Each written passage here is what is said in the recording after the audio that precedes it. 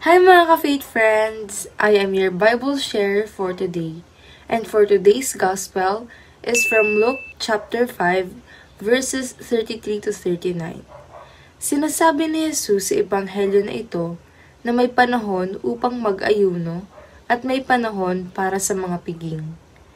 Makikita rin natin sa ebanghelyo na ito na ikinukumpara ang mga alagad ni Juan maging ang mga alagad ng mga Pariseyo sa mga alagad ni Jesus.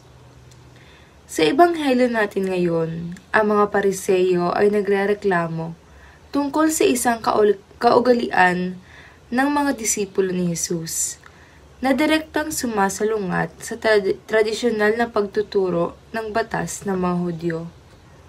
Inireklamo nila kay Jesus ang kanyang mga alagad na palaging nagsasalo-salo, kumakain at umiinom na hindi na nila ginagawa ang madalas na pag-aayuno.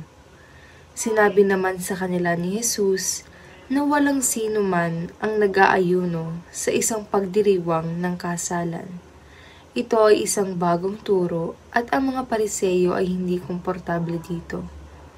Kaya't sinabi ni Jesus sa kanila ang isang maliit na talinghaga upang ipakita sa kanila ang katotohanan ng mga bagay.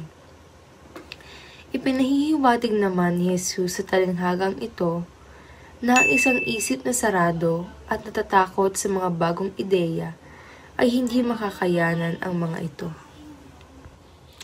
Ipinahihiwatig din ng ebanghelyo na ito na hindi sa lahat ng oras ay dapat magkakapareho ng nararanasan at ginagawa ang mga tao.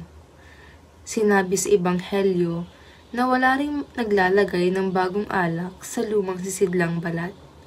Kapag ganoon ang ginawa, papuputukin ng bagong alak ang lumang sisidlan.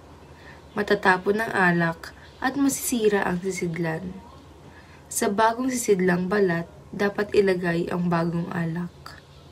Ipinahihiwatig naman dito ni Jesus na ayaw niya na mahigpit nating hinahawakan ng ating nakaraan.